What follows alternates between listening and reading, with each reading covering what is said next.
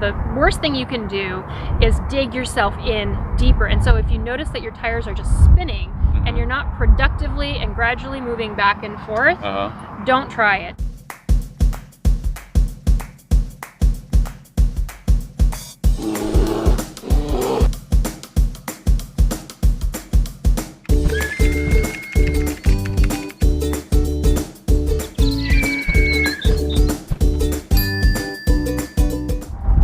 Hey folks, welcome back to the channel. On a recent trip with my friend Keri here. Keri, thank you so much for joining. Thanks for having me. We went on the El Camino del Diablo.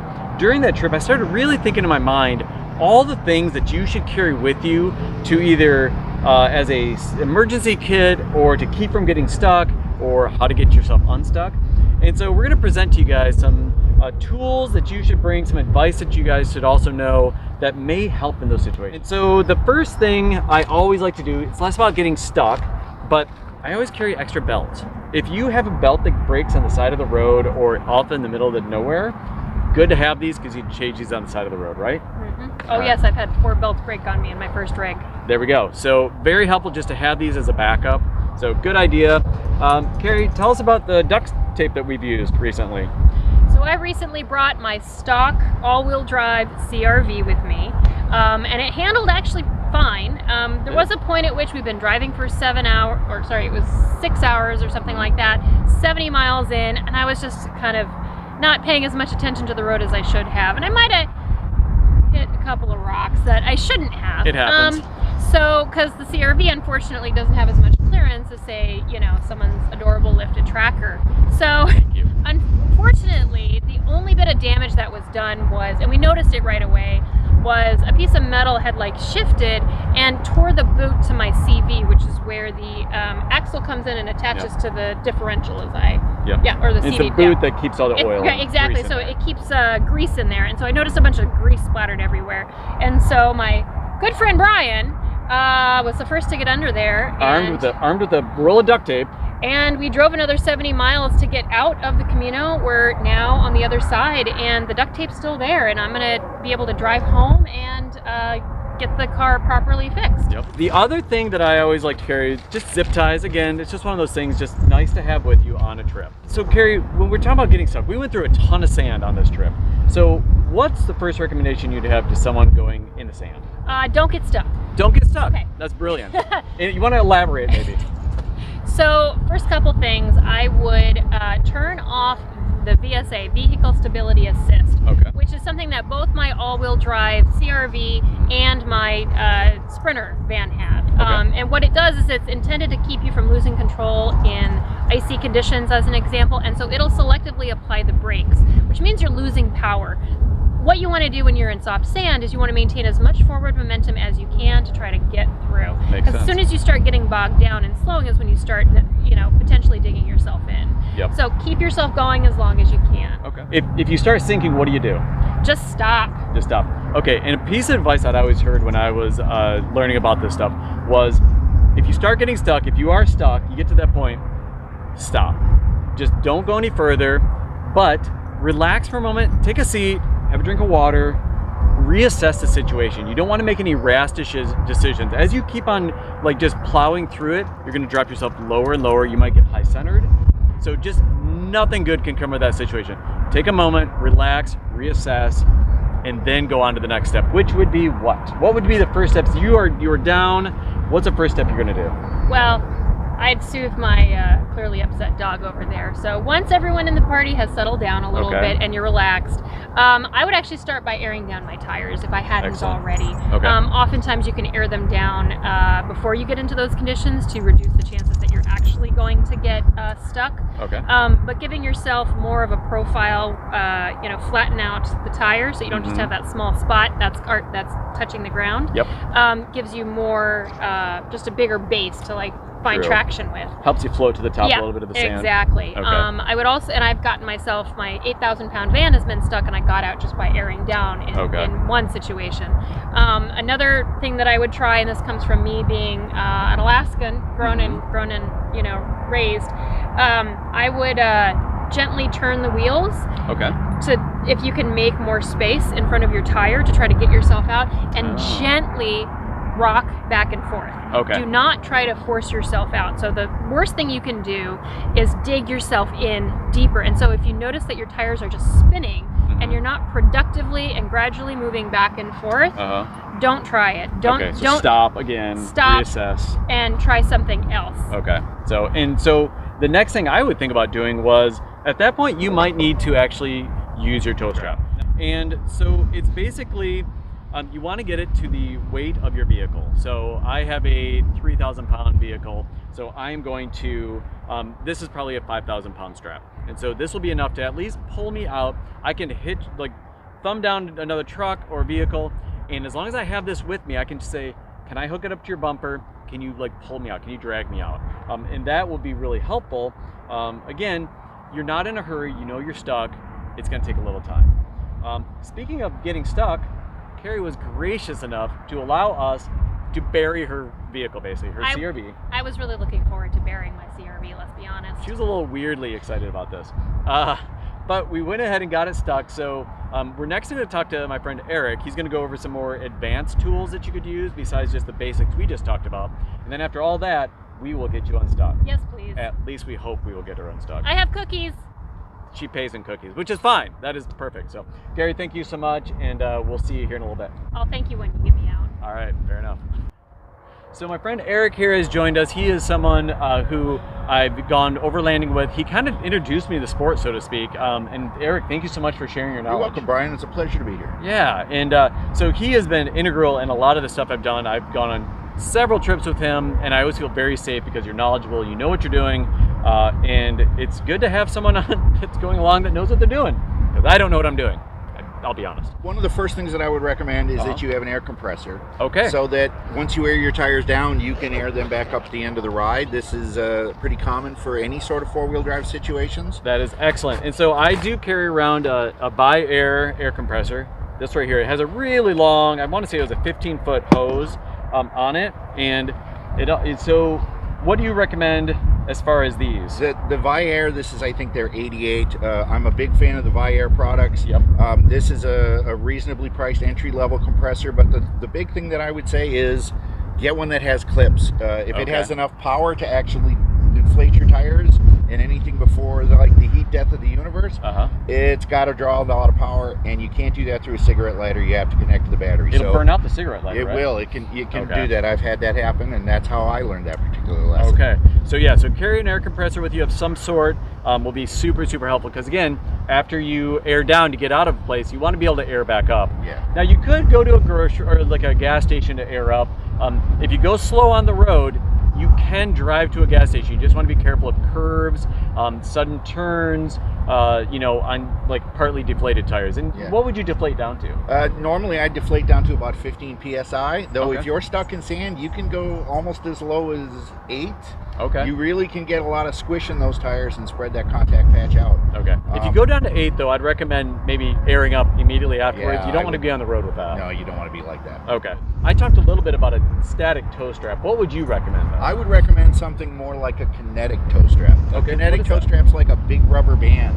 Oh, okay. And they're incredibly strong. The modern kinetic tow straps, I would get it maybe 3 times or more the strength of your car. If you go too big, you aren't going to be able to stretch it with a light car. Gotcha. But that's going to give you a lot more energy. You're going to be able to back the one car up and sort of boing the other car out. Okay.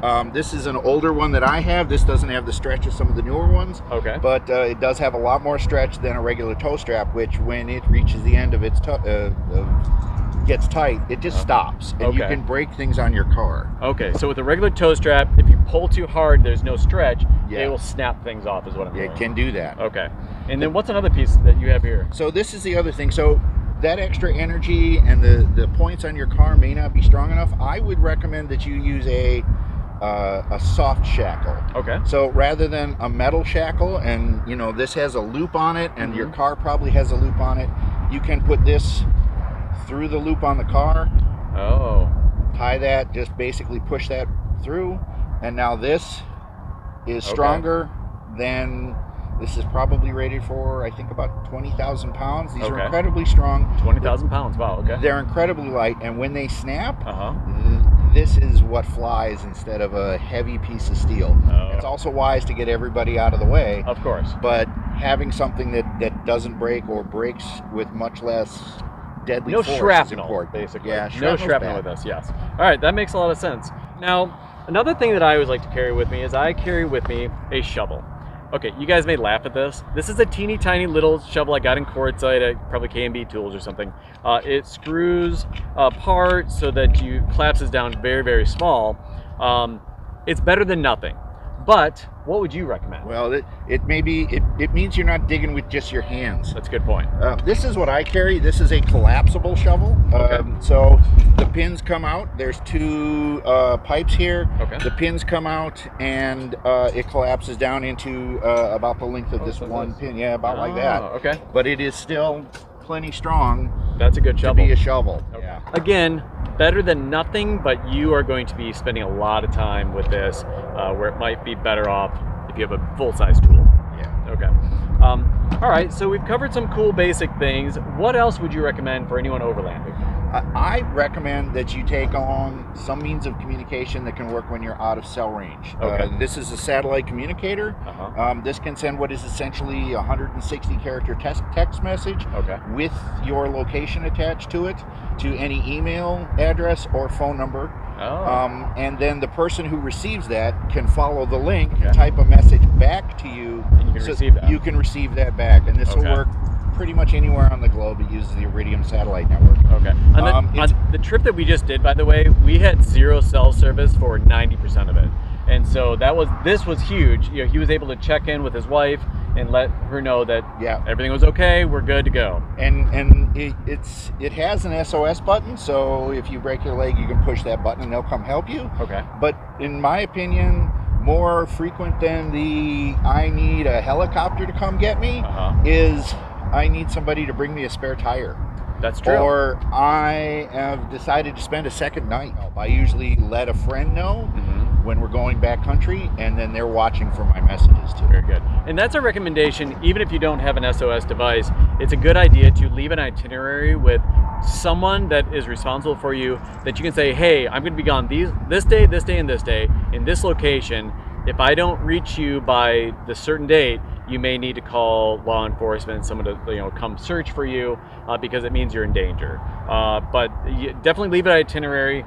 This is nice because you can actually communicate with them when you're not in cell service as well. So. Yeah, you can even have it. It's a higher tier of plan, but you can have it send a pin every 10 minutes. So it can literally it can be sending your location in real time as you're doing it. So if people are following you either online or personally, they can follow you like that. I don't do that. I have the inexpensive plan. It's about $12 a month. Okay. And I just send a message or two per night. That's perfect. So, all right. Well, so because our friend Keri is now stuck because she volunteered, should we go let her out? I think we probably ought to. What are we going to do first, though? The first thing we're going to do is we're going to let the air out of her tires, and I think we ought to get to it because the sand is just continuing to bury her car. All right, perfect. It's a little windy out right now. So, all right, so we're going to go check that out. We're going to go try to unbury her car. Let's go. Well, I got off the beaten path, found something that looked soft, and drove forward as far as I could, started going back a little bit, went forward until I couldn't move anymore. Perfect. And how well are you buried? I'm up to almost my axle in the front. Yep, that's getting there. So, all right, so what are you guys gonna do? Well, we're gonna try to teach my Australian Shepherd how to help dig, but assuming that's probably not gonna work, we're gonna try airing down first. All right, so what are you gonna air down to? I'm currently at the recommended 32 PSI. I'm going to air down to maybe around 15. This is just a regular air gauge that she's airing down with. She's just checking it periodically. Yep, I'm at about 15. You're already at 15, nice. And Eric's gonna give us a hand too. Thank you, Eric. You're welcome. Not much air. And what are you doing? How do you do yours? I use an actual deflation tool, which removes the valve stem. It captures it in the tool, but it lets you look almost in real time. So we're about 27. About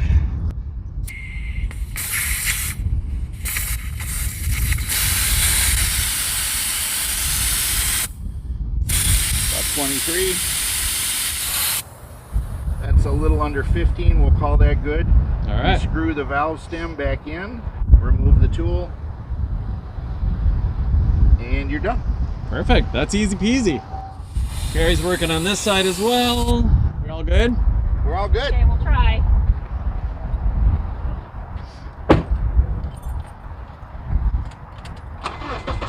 Okay, so I'm gonna slowly try to ease forward and ease back. Applying a gentle amount of pressure. And I can move a little bit. Not much.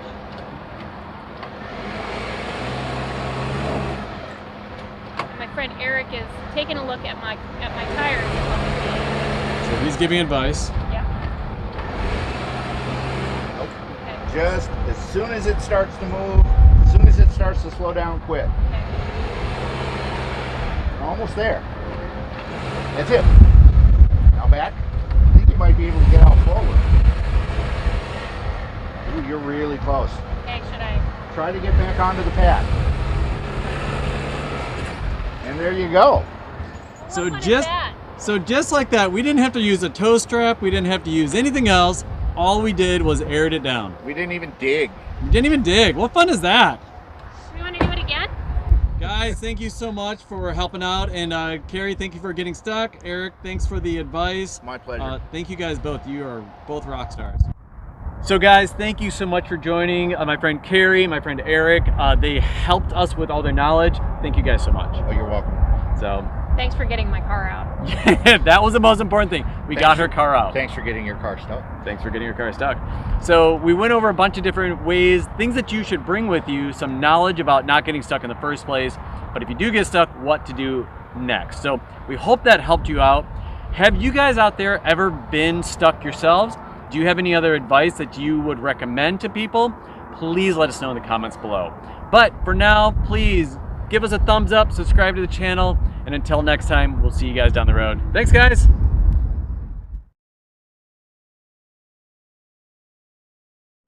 Take two, because the first time we lost all the audio. Okay. On a recent trip that we took on the El Camino de... Try again. Yep.